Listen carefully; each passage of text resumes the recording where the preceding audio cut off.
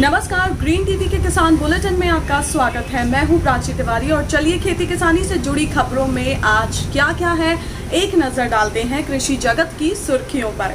केंद्र सरकार द्वारा पारित किए गए अध्यादेशों के विरोध में एकजुट हुए किसान, व्यापारी और मजदूर। विभिन्न राज्यों में जारी है विरोध। 10 सितंबर को कुरुक्षेत्र के पीपली में रैली करेंगे हरियाणा के किसान संगठन।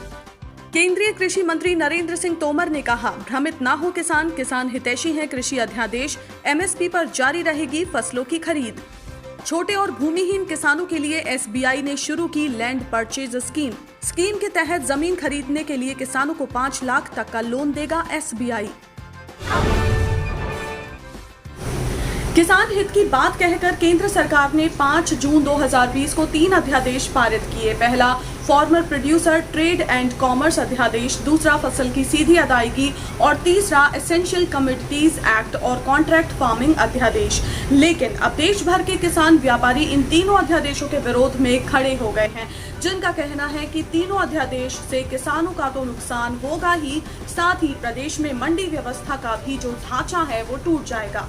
किसानों को उनकी फसलों का एमएसपी भी नहीं मिलेगा और हजारों आढ़ती और उनसे जुड़े मुनीम मजदूर बेरोजगार हो जाएंगे। इसलिए सरकार इन तीनों अध्यादेशों को वापस ले।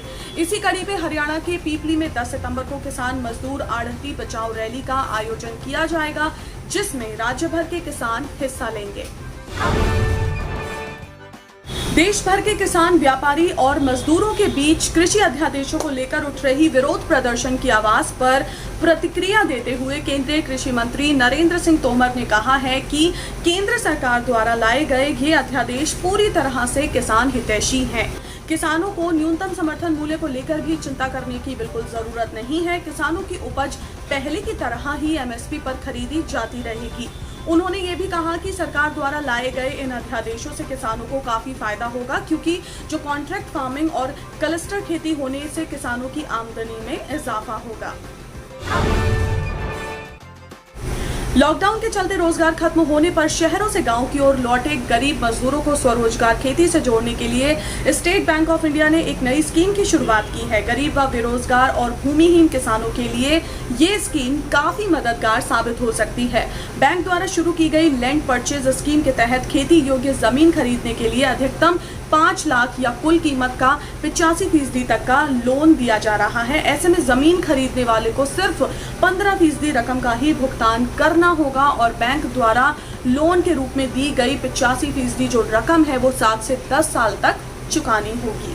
भूमिहीन या 2.5 एकड़ से कम सिंचित भूमि और 5 एकड़ से कम असिंचित भूमि वाले किसान इस लोन के लिए अप्लाई कर सकते हैं। हाँ, आवेदक पर कोई बकाया कर्ज नहीं होना चाहिए। तो आज के किसान बुलेटिन में फिलहाल इतना ही। आप स्वस्थ रहिए और अपना ध्यान जरूर रखिए। फिलहाल मुझे दीजिए इजाजत। नमस्कार। अगर आप चाहते हैं कि ग्रीन टीवी इसी तरह से किसानों को सशक्त करने के लिए कार्य करता रहे, तो आप भी इसमें अपना सहयोग दे सकते हैं। डिस्क्रिप्शन पर जाकर दिए गए लिंक पर क्लिक करें, पेटीएम करें, NEFT और क्रेडिट कार्ड के जरिए भी आप हमें सहयोग दे सकते हैं। अगर आप हमारा ये वीडियो YouTube पर देख रहे हैं तो हमारे चैनल को सब्सक्राइब करें और अगर FB पर देख रहे हैं तो इसे लाइक करें और शेयर करें।